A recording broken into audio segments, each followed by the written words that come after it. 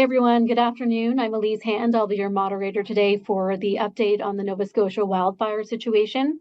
Joining us today are from the Department of Natural Resources, Jim Rudderham, Director of Fleet and Forest Protection, and Scott Tingley, Manager of Forest Protection, as well as Andrew Mitten, Director of Regional Operations, Department of Emergency Management. We'll begin with remarks from Jim and Scott. Following that, reporters can ask one question and one follow-up question. We ask that you please use the raise hand function that's at the bottom of your screen under the reaction section to ask a question. And if you don't have a microphone, you can put your question in the chat, but also be sure to use that virtual raise hand function as well. And we do have a hard stop at 2:30 today to allow Jim and Scott and Andrew to get back to managing the wildfire. A reminder that outside of this media availability, media should direct all questions to wildfirecomms@novascotia.ca. And I will hand it over to Jim, who's going to say a few words. Jim. Good afternoon. Thank you. Currently in this province, we have one out of control wildfire at Long Lake and 6 wildfires that are under control. Yesterday, we had a little bit of rain, which is wonderful. So our crews did not have to respond to any wildfire incidents yesterday. That rain is nice. We will take it. Parts of the province got much more rain than the fire, but it's still a nice little reprieve from what we had faced on Sunday. So we'll take advantage of that. It's still not enough rain, even in the places that got the most rain, to significantly wet the province to make it better, to even start to think about lifting any of the restrictions or bans right now. This fire has grown, and given the drought conditions in this province, we are very well aware that this is going to be a long incident. So we are trying to balance our resources. So we are bringing in some crews from Ontario again, and we're bringing in an incident management team as well from Ontario to help us with this incident. Our crews, sometimes in incidents as they go away, it's easier to transition out, but this incident's going to be with us for a while. So this is a normal procedure. We have sent our incident management teams and our crews to most every other province in the country to help them in this type of situation.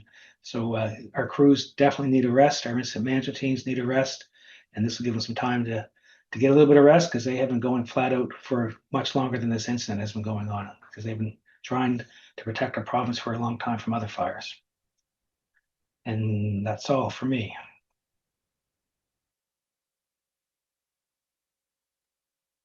Thanks, Jim. Thanks, Elise. So the Long Lake fire, current size and locations, estimated 8,026 hectares. So that's their best estimate currently, and they'll continue to refine that size as they continue to fly the location and map it. But current status, it's still out of control. And the top priority is keeping people safe and doing everything we can do to save homes. There's still very much an active wildfire. As Jim mentioned, we had some rain across the province, but not very much in the fire area. Certainly not enough to reduce the risk of this fire significantly. But it has bought us some time to make ground, at least for a couple of days here. So crews are certainly taking advantage of the weather.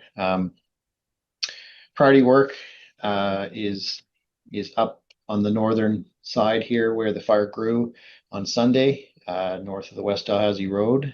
So they're using the combination of ground crews, heavy equipment, and aircraft to, again, build guards and contain the perimeter of this that part of the fire up around the Thorn Road and the north end of the fire, where there are still values at risk.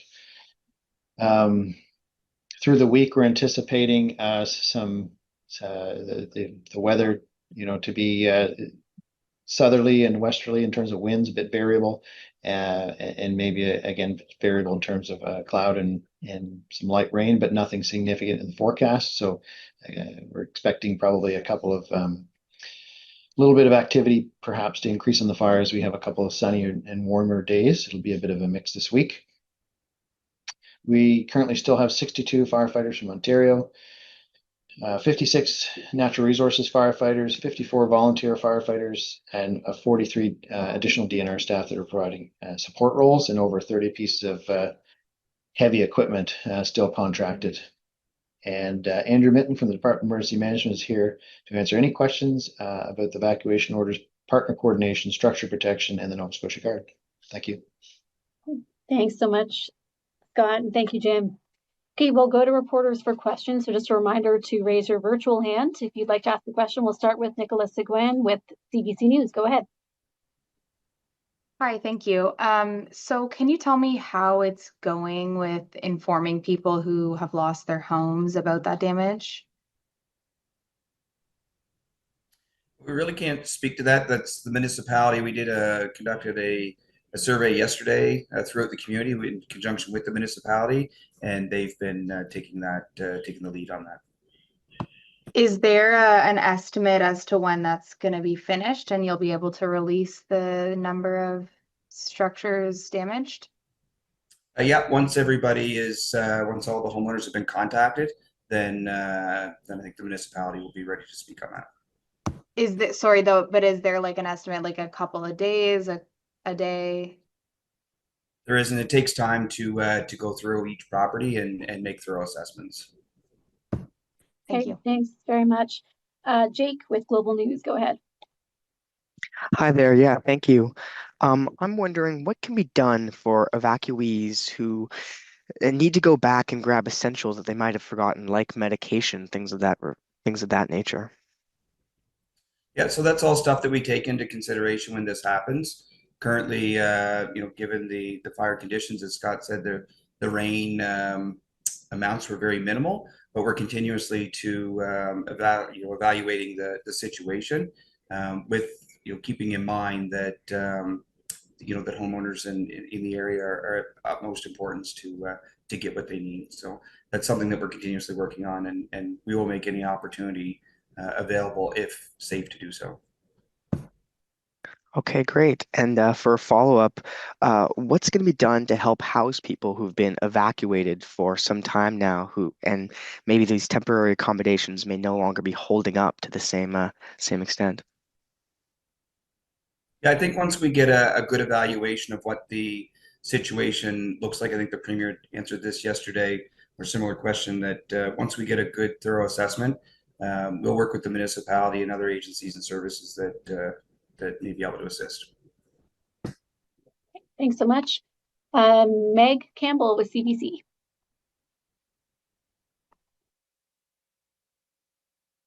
Hi there. Apologies. I'm actually Danielle, but I wasn't able to change the name. But I do have a question about, to go off Nicola's point about the homes that have been damaged. Is there sort of a ballpark figure on how many homes have been damaged by fires?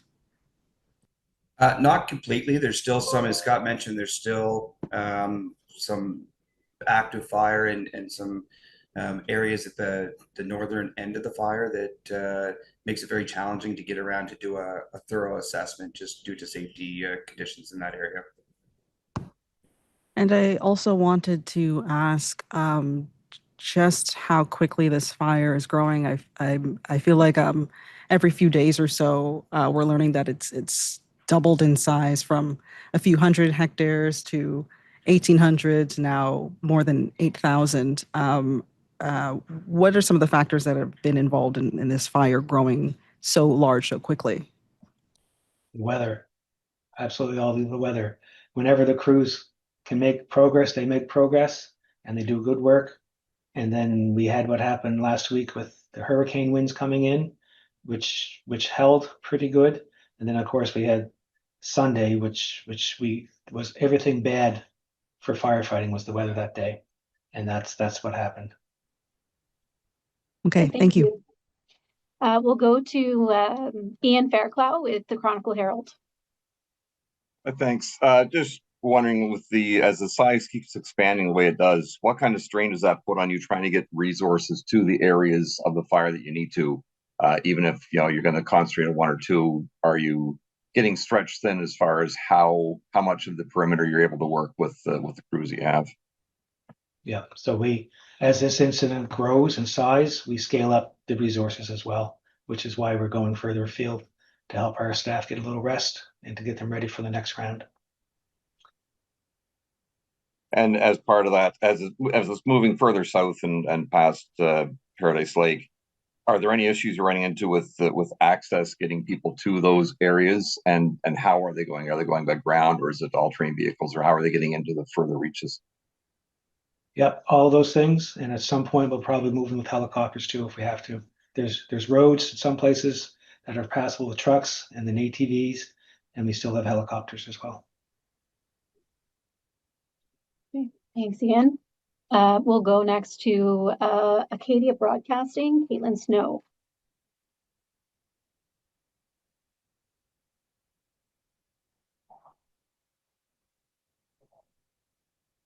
Caitlin, we can't hear you. I don't know if you might be on mute or maybe you don't have a microphone. And if that's the case, you can put your question in the chat. Can you hear me now? Yep, we can. Sorry about that. I was on mute. A couple of years ago with the Barrington Lake wildfire, Tim Houston described the flames one day as a 300-foot firewall. You know, I know it was at its worst on Sunday. Can you describe the fire at its worst, and how would you describe it today?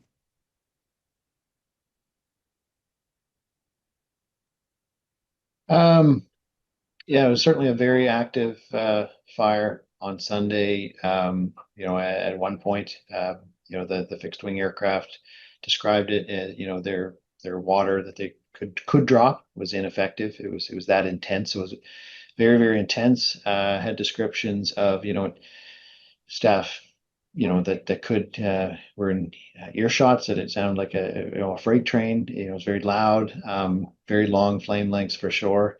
It moved in what they described, you know, three main fingers. You know, so very active flame fronts. Andrew's down on the site. He may have some other descriptions. Okay, and you know, and as a follow-up, you know, keeping in mind the wildfires from a couple of years ago, what you learned from that, how are you applying that to how you're fighting the fire today? Well, our tactics really don't change. It's still try to get the fire under control, hold it, and then extinguish it. It's just this year with the drought, and we've been fighting the weather. The weather's winning every time, and that's really the difference from other years. This is as I've explained different times, this is an August fire. The fires 2 years ago were in the spring. The ground was not near as dry in the spring as it is now.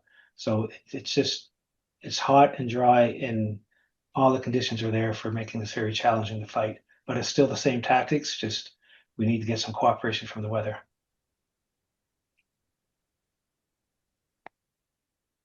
Thanks so much. Next up, Annapolis Valley Register.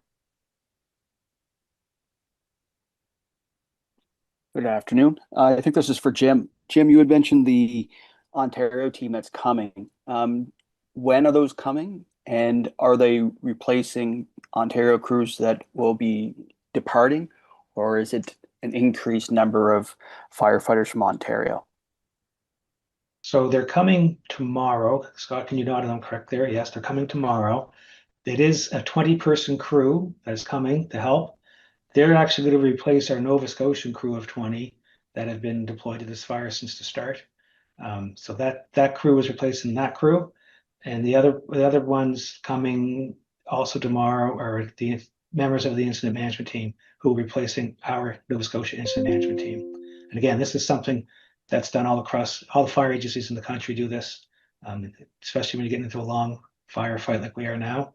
We have to get some help sometimes to rest our own crews and get them ready for the next round. For sure. Thank you, Jim. And one for Andrew. Am I right in understanding that there's still some places where you haven't been able to get to observe if there has been homes that have been damaged, Andrew? Yeah, that's correct, Jason. So as Scott had mentioned, that north side of the fire, it's still really hot, smoky, and you know, a lot of dangerous trees and stuff, because the ground, as Jim just spoke about, the ground so dry it has taken that layer off, and it just made really dangerous conditions to get in there right now to make any good assessments. And is there any indication when you might be able to get into those areas, or is it a tough question to answer with all the variables at play? Yeah, really no time limit. We take the word of Department of Natural Resources. They're really the professionals, and they're the folks that are in there right now, making it safe so we can get in there to conduct those. Thank you. You're welcome. Thanks, Jason. Julie Caswell with CTV Atlantic.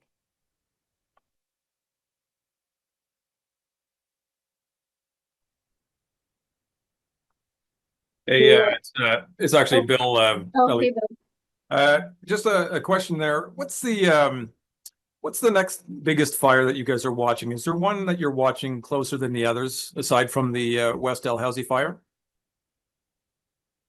No, this is our only out of control fire in the province.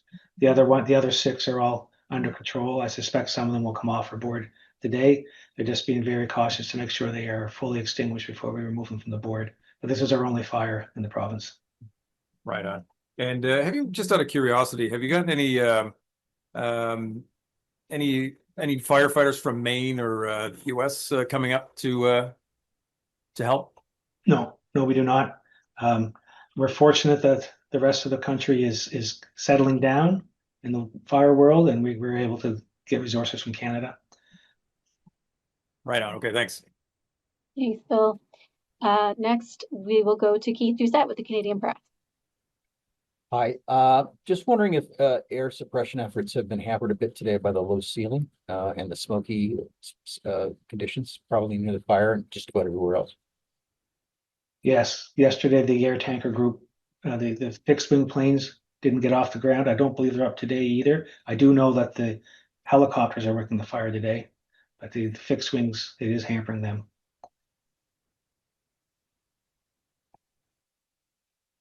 Did you have a follow-up there, Keith? No, that's good for me. Thanks. Okay, thanks so much. Sheldon McLeod with MBS Radio. Thanks, Elise. You had mentioned there were still 6 fires burning that are under control. What can you tell us about the fire in Bayers Lake? What are you guys any closer to clearing that scene? Yeah, we're just being very cautious about all these fires before we remove them from the board. It has been so dry. We know we did get a fair amount of rain in the Halifax area, but again, we've just been probably overcautious, but that's because we don't want anything to start again.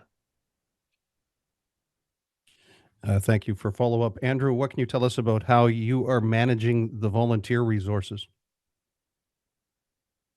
Yep, we've got a dedicated resource that is managing the volunteers, so they spend late nights putting a list together of resources that will support the plan for the next day, and it's really good support across the entire region of and beyond of volunteers reaching out to give assistance. Thanks so much. Kira with Radio Canada. Hi, I'm wondering if someone could explain maybe the exact process of determining, if a structure has been lost before informing the owners. I know there was some confusion in Newfoundland about that and how it was done. So is it, done through flying over the zone, or do you have to go in? If you could just explain that. Yeah, no, it's a physical property visit and assessment. So we make our way house by house throughout the affected area and conduct assessments, and those are conducted either on complete loss, damage, outbuildings. There's a variety of information that's collected at that time, and it's done in conjunction with many partners such as Nova Scotia Power, the municipality, as well as our structural protection crews. And just to follow up, it seems like the fire is moving more towards the north, as you've been saying. So I just want to check, again, is this more populated areas? Are other homes potentially at risk of becoming close to the flames? Currently, the only the risk areas, as you know, we conducted another evacuation along Highway 10 around a few lakes that were nearby, and that was in precautionary because of the area where the fire is currently burning. But where the fire is currently burning, there are no other structures, residential structures at this time. Okay, thanks, Kira. Emily Descouteaux with Radio Canada. Hi. It might be, I don't know, a silly question. I was just wondering, that question is for Jim. So you mentioned Monday that the fire was too powerful, too strong. You couldn't get near enough you couldn't get near of it. How does it became to that effect that you can't even like go near the fire? It's the weather. All the conditions for making a fire grow quickly were there on Sunday. We had high winds, we had low humidity, hot temperatures, and no rain for many weeks in the area. All that fuel that was there was available to burn, and it did. And it's just like if you have a campfire and you have it really, really hot and you can't get that close to it. It's the same idea. You put too much fuel on it and with good dry wood, and you have to back away from it because it's just too hot. That's the same idea with wildfire. It's just too hot to get near. And we couldn't, suppression efforts don't work when it's that way. Thank you. Thanks, Emily. Did you have a follow-up, Emily, or is that it? I'm good. Thank you. Okay, thanks. Natasha O'Neill with City News. Hi, I think my first question is for Andrew. I was wondering if we're having any issues with people not leaving their properties within the evacuation zone. Yeah, we've conducted a few follow-ups with ground search and rescue and some law enforcement, but everyone's been compliant usually with those follow-ups. Oh, okay, good. I know that we had a lot of discussion and descriptions about Sunday, but especially after a little bit of rain, I'm hoping, Scott, you can just kind of detail a little bit more the fire behavior today. Are we still looking at extreme fire behavior, moderate? What are we looking at today?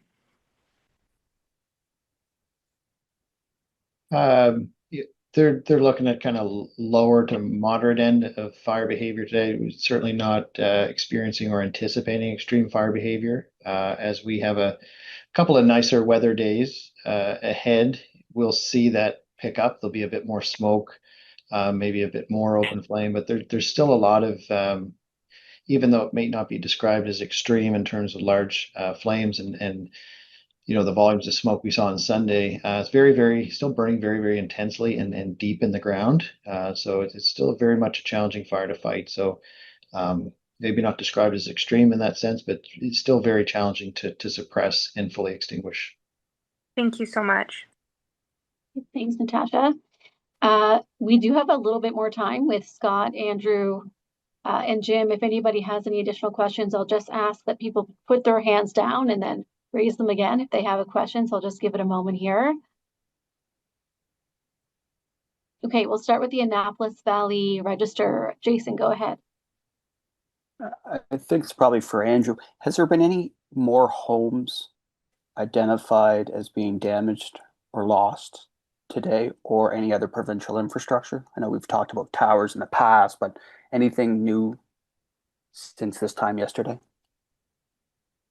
Yeah, no changes. We were up to that northern end this morning to see if we could get in with a team to have a look at that, but we couldn't. There is no other provincial infrastructure around that area. The provincial infrastructure that we have, as we mentioned yesterday, the tower sites and whatnot, they're still in good shape and working. Okay, thank you. You're welcome. Ian with the Chronicle Herald. Yeah, I just want to confirm that the normal rotation is 2 weeks on a fire. But how much time do the crews take off before they're put back on? And as you're trying to replace those initial 50 or 60, do you have an idea of how many people you need to bring in to try and keep that rotation going to maintain or increase the numbers that you need? Yeah, we try to give them at least a few days off. With this other crew coming in, we hope to give them a little bit more than that, because many of these crews were going flat out before they got to this fire, because many were at the Susie's Lake fire, Bears Lake, and many were in their home districts, running around trying to put out new starts before they turn into what we have now. So we're trying to give them a little bit more of a break. We do have a plan in place with some more resource asks. So maybe later this week we might be getting some more in to help with this. Remember too, this fire has expanded. So it's much larger fire now, so it's going to need more resources regardless to put out. Okay, we'll go to Danielle Edwards with CBC. Hi, I also wanted to ask, I just have one extra question. Apologies if this was answered yesterday. Do we have an idea of exactly where some of the damaged homes anyway are? I'm just looking at a map of the West Dalhousie area. Are they along West Dalhousie Road or Morse Road? Just a general area of where the homes that were damaged are located. Yeah, throughout the entire incident, as Jim said, this is a very large fire, and impacts have been across the entire spectrum of the area. Okay, thank you. Thanks. I still see Ian and Jason with the Annapolis Valley Register. Your hands are up, so I'll start with Jason. Do you have another question? Yes, please. Jim, given the size and the physical nature of the work and the long days that your crews have been putting in, have we had any firefighters injured while on working at this scene in Long Lake? I'm sure there's been strains and sprains and bruises here and there, but not to my knowledge has there been anything worse than that.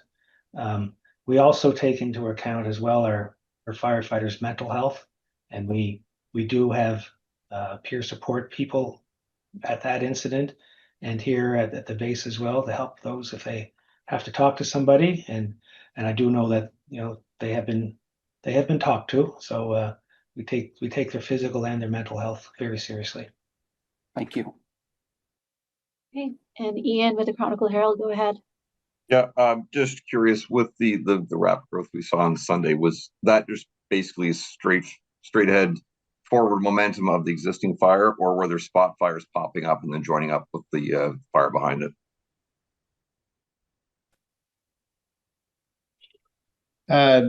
Spot fires, yeah, would have been part of the extreme fire behavior we saw on Sunday. So as what I described, the fire was rolling forward and driven by the wind, throwing material ahead of it. It would have been spotting fires, and that's how it moves so quickly. It's kind of starting small fires ahead of itself, and it just all kind of amalgamates and turns into a flame front, so to speak. And yeah, there would have been some spot fires and things like that on the flanks as well. Yeah. Any follow-up there, Ian, or are you good? Yeah, I guess just with the rain we had, how much, knowing that the spot fires a lot of time happen because some of the surface is dry. The rain that you had yesterday, how long reprieve do you think that gives you from spot fires, or does it at this point?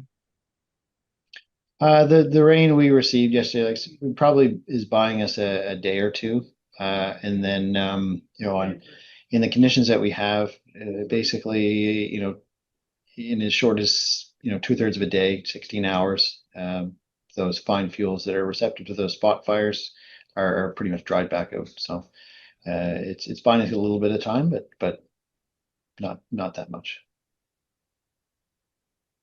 Okay. I'll give it another moment here. We have just a couple minutes left with Jim, Andrew, and Scott. If anyone has any final question, we can take one more.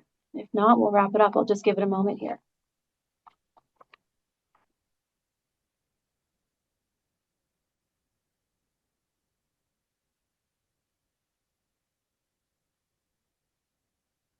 Okay, I'm not seeing any hands. Just want to thank everyone again for joining today, and please continue to monitor the province's social media for the latest updates on the wildfire. Thanks again.